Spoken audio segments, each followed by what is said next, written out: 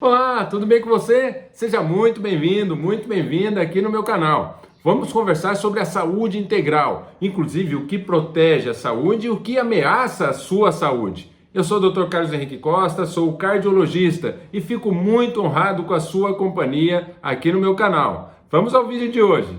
Hoje vamos falar sobre a saúde integral, que é o bem-estar físico, emocional, social e espiritual. Não é pouca coisa, não é verdade? São vários itens para que você tenha saúde. E o que mais ameaça a saúde do ser humano em toda a humanidade, em todo o mundo, são as doenças crônicas não transmissíveis.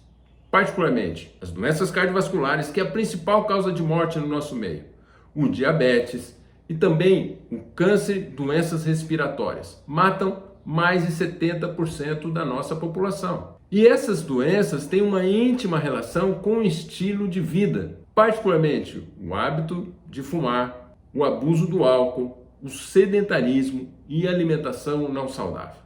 Nós entendemos que essas condições podem ser prevenidas através da mudança do estilo de vida. E é isso que nós queremos conversar com você hoje. As doenças crônicas não transmissíveis têm a sua principal representante as doenças cardiovasculares, particularmente o infarto e o AVC, o acidente vascular cerebral, o derrame. E essas condições são provocadas pela aterosclerose. O que é a aterosclerose? É a inflamação do vaso sanguíneo e o entupimento do vaso sanguíneo, levando então à falta de irrigação, dificuldade da chegada do sangue a esses órgãos, coração e cérebro, levando então a doença como o infarto, como o AVC. E essas doenças, elas podem ser evitadas a partir do controle dos fatores de risco. O que é fator de risco? São condições que contribuem para essa aterosclerose, para a obstrução dos vasos sanguíneos. Quais são esses fatores? Você já deve ter ouvido falar de todos eles.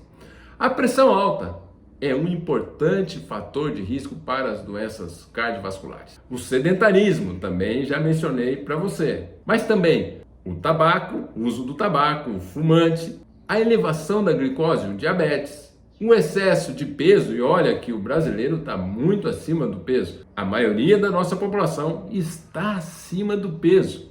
E também o colesterol elevado contribui para essa doença que leva então ao infarto e o AVC. E isso pode ser evitado. Como? Mudança do estilo de vida. Mas é importante que você saiba se você tem esses fatores de risco, fazendo uma avaliação médica. E a partir do momento que você tem a identificação do fator de risco, é muito importante você tratar. É interessante, no meu consultório eu percebo isso. Existem 3 condições diante da informação que você tem um desses fatores de risco. Uma é negar. Não, isso não me ameaça. Meu pai teve pressão muito alta e nunca teve problema. Minha mãe já fumou e nunca teve problema. A pessoa nega o fator de risco. Outro aspecto é assumir o fator de risco. Olha, eu tenho esse problema, mas eu não estou importando com a minha saúde. Tudo bem se eu adoecer ou morrer. E a outro modo de lidar com isso é cuidar do fator de risco para promover a sua saúde e prevenir as doenças. É isso que nós queremos fazer daqui para frente. Eu sempre lembro de um garoto que veio acompanhando a sua mãe num programa de tratamento de tabagismo que eu coordeno, e esse garoto, ele foi muito grato, ele sempre foi muito grato a mim, porque a sua mãe fumava 4 maços de cigarro por dia. E foi encaminhado a mim porque estava com obstrução nos vasos sanguíneos na perna, com risco de perder as pernas. E ela conseguiu deixar de fumar, já está há 8 anos sem fumar. Mas, infelizmente, o pai desse garoto não conseguiu deixar de fumar e veio a falecer com pouco mais de 50 anos. E, infelizmente, não pôde participar da vida do seu filho. Isso mostra a importância de controlar os fatores de risco. Isso é importante para a sua saúde, mas é importante também para a sua família, as pessoas que amam você. Vamos falar um pouquinho sobre a pressão alta, a hipertensão arterial. Qual é o valor da pressão que é considerado pressão alta? Segundo a Sociedade Brasileira de Cardiologia, pressão alta é a pressão maior ou igual a 14/9. Já o americano classifica como pressão alta, pressão maior ou igual a 13/8. O americano é mais rigoroso, não é verdade? Mas vamos seguir aqui o parâmetro da nossa Sociedade Brasileira de Cardiologia. Se você medir a pressão estiver maior ou igual a 14/9 em mais de uma ocasião, então não é uma medida isolada. Você precisa fazer uma sequência de medidas com o seu médico, através da técnica adequada da medida da pressão. Aí sim configura a hipertensão arterial, a pressão alta, que tanto ameaça o seu coração. E a pressão alta é uma doença silenciosa. Ninguém tem sintomas quando a pressão está alta, apenas se tiver já complicações. Se ela subir muito rapidamente, podendo alterar o fluxo sanguíneo cerebral, dando confusão mental, alteração visual, tontura, mal-estar intenso, é chamada encefalopatia hipertensiva. Também quando a pressão provoca complicações como AVC ou infarto, aí sim vem o sintoma. Mas na grande maioria das vezes, ao longo da vida do hipertenso, a pressão pode estar alta e a pessoa não sente absolutamente nada. Quantas vezes no meu consultório eu ouço a expressão: doutor, eu não sinto nada. E eu vou medir a pressão e a pressão está bem alta. Então, ela é uma assassina silenciosa. Não espere ter sintomas para controlar a sua pressão. Não é parâmetro de controle da pressão. Por isso, é muito importante a medida periódica da pressão e a sequência com seu médico, que poderá prescrever medicamentos ou mesmo tratamento não farmacológico para o controle da sua pressão. E o que a pressão alta causa? Infarto, derrame, pelo entupimento do vaso sanguíneo. E o derrame, eu quero dar uma dica importante para você. Se você estiver diante de uma pessoa que está tendo um mal-estar, para você saber se ela está tendo um derrame ou não, você vai usar a técnica chamada SAMU. Peça para essa pessoa sorrir. Se ela tiver um derrame, o lábio vai ficar assimétrico. Então ela sorri de um lado e o outro lado fica paralisado, a boca fica torta. Pede para a pessoa dar um abraço. Se ela tiver sintomas de derrame, o braço afetado não vai se elevar. Peça para essa pessoa falar uma frase. Por exemplo, o céu é azul. Se ela tiver derrame, ela vai ter dificuldade para expressar essa frase. Nesse caso, chame o SAMU, porque o AVC é uma emergência médica que precisa ser rapidamente tratado. Outra complicação da pressão alta é a insuficiência cardíaca. O coração ele vai sendo sobrecarregado pela pressão alta ao longo dos anos, que ele dilata, deforma e enfraquece. Ele se cansa de tanto fazer força para vencer a pressão alta. Isso leva a sintomas bastante significativos como cansaço, falta de ar, inchaço, um quadro bastante complicado. Por isso é tão importante controlar a pressão arterial para prevenir essa insuficiência cardíaca, a falência do coração. E a pressão alta também afeta muito os rins, principalmente se tiver a combinação pressão alta e diabetes, podendo levar a um quadro de insuficiência renal, inclusive ao uso de diálise, quando numa fase mais avançada da doença. Mais um motivo para controlar adequadamente a sua pressão. Outro problema da pressão alta é o aumento do risco de demência, de alterações funcionais do cérebro, como déficit de memória, alterações do raciocínio, um quadro como o Alzheimer. A pressão alta também aumenta o risco desse tipo de problema, da demência. Mais uma razão para controlar muito bem a sua pressão. Agora eu queria falar com vocês alguns mitos da pressão alta.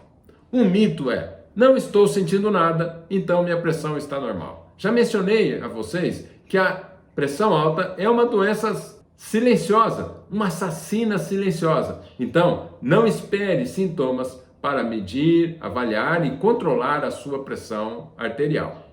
Outro mito é: se a pressão está normal e eu tomar a medicação, ela vai cair muito e eu vou ter problemas. Isso é um mito. Na verdade, quando tratamos a pressão, o que nós queremos é que a pressão esteja normal. E se o paciente hipertenso interromper o uso dessa medicação, ou mesmo diminuir a dose preconizada pelo médico, pode correr o risco de ter uma elevação da pressão e uma descompensação. Então, não tenha como parâmetro a medida da pressão para você tomar ou não tomar a medicação. Siga a recomendação do seu médico.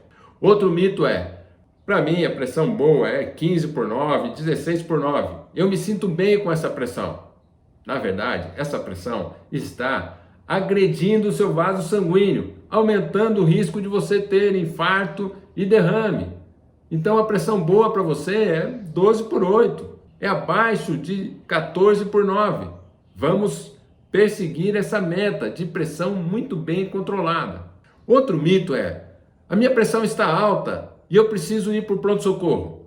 Quando eu estou de plantão no pronto-socorro, muitas vezes atendia pessoas que em casa mesmo mediu a pressão estava 18/9, coisa assim, e ela foi para o pronto-socorro. Não precisa ir para o pronto-socorro nessa condição. Se não tem sintomas, essa pressão vai ser controlada com o seu médico no consultório, no ambulatório. Não vai ser no pronto-socorro. Se você não tem sintomas e a pressão está alta, espere para a consulta com o seu médico. Não precisa ir no pronto-socorro. Esses são alguns mitos. Outro aspecto importante, hipertensão não tira férias e nem tem folga. Muitas pessoas, eu vou sair, vou para a praia, não vou ter estresse, eu não vou tomar minha medicação. Outra questão, hoje eu vou tomar uma bebidinha, uma cervejinha, não vou tomar minha medicação. Não faça isso. Tome a sua medicação regularmente, todos os dias. Aí você vai estar protegendo o seu coração. Outro aspecto importante é diminua o sal da comida. Não use saleiro na mesa. Basta o sal que foi colocado no preparo do alimento. Quando você utiliza o saleiro, você está dando uma sobrecarga de sal para o seu organismo e vai subir essa pressão. Outro ponto importante é o alimento saudável. Evite aquele alimento ultraprocessado que tem muito sódio. O sódio é um conservante e o sódio sobe a pressão. Então dê preferência para os alimentos naturais, principalmente frutas, legumes, verduras. E pratique atividade física regular, desde que você esteja autorizado pelo seu médico para fazer a sua atividade física. Como já falei, o sedentarismo, ele é um problema de saúde pública. A falta de atividade física, segundo estudos, mostram que aumenta o risco de mortalidade. Estima-se que até 300 mil mortes por ano no Brasil possam estar relacionadas à falta de atividade física. Para você ter uma ideia, o sedentarismo aumenta em 40% o risco de uma doença no coração. Atividade física é tudo de bom, então por que não fazer? Outro problema que já mencionamos, o cigarro, ao lado de problemas relacionados ao álcool e outras drogas, são doenças. Estão classificados no CID-10, a Classificação Internacional das Doenças, no capítulo dos transtornos mentais e do comportamento devido ao uso de substâncias psicoativas, nicotina, álcool, cocaína, crack, heroína, maconha. Trazem problemas físicos, emocionais e sociais em função do uso. Então é muito importante que se trate, que ofereça ajuda ao dependente químico, seja de tabaco, seja de álcool, seja de outras drogas. Eles precisam ser tratados e cuidados. Vamos falar um pouquinho sobre o diabetes. Existem dois tipos de diabetes, o tipo 1 e o tipo 2. O tipo 1 é mais no adolescente e no adulto jovem. O tipo 2 mais no adulto, numa fase mais madura da vida. Normalmente o tipo 2 tem um histórico familiar, tem um aspecto genético aí. É considerado diabetes quando a glicose em jejum ultrapassa 125. Nesse caso, há o diagnóstico de diabetes, que precisa ser cuidado também. Por quê? Porque o diabetes aumenta o risco de infarto, de cegueira, de doença renal e também de alterações circulatórias periféricas, como o pé diabético. O que é o pé diabético? Pelo comprometimento do nervo da perna do diabético e da circulação da perna do diabético, isso aumenta o risco de infecções, de isquemia, de gangrena e aumenta o risco de amputação. Então é muito importante ter a glicose controlada, muitas vezes com o uso de medicamento e todas as vezes com a reeducação alimentar, evitando a ingestão de carboidratos simples, como por exemplo o açúcar, o próprio arroz ou as farinhas brancas. Isso é muito ruim para o diabético. Então, cuide da sua alimentação que você vai estar controlando bem o seu diabetes. Vamos falar da obesidade. Como eu disse, a maioria das pessoas no Brasil estão acima do peso. É uma estatística, infelizmente, muito triste. Isso está muito relacionado aos hábitos alimentares e à falta de atividade física. E a obesidade aumenta o risco de inúmeras doenças. Aumenta o risco de diabetes, de hipertensão, problemas articulares, problemas no coração, o ovário policístico, apneia do sono. O próprio câncer também tem um risco aumentado no obeso. Então, vamos controlar o peso, é muito importante isso. E a obesidade, na verdade, ela é o resultado de um desbalanço entre as calorias que a pessoa ingere na alimentação e as calorias que ela queima com a atividade física. Então, o obeso, ele ingere mais calorias do que ele queima. E isso é acumulado, então, através do tecido gorduroso, que é muito prejudicial à saúde. E o que é importante para o obeso mudar a relação que ele tem com o alimento? Ao invés de pensar apenas no alimento como uma fonte de prazer, às vezes até um alívio do estresse, uma relação afetiva com o alimento, procure se relacionar com o alimento como fonte de saúde. Antes de ingerir um alimento, pergunte: esse alimento vai fazer bem ao meu corpo? Se a resposta é sim, você pode colocar para dentro. Se a resposta é não, procure evitar.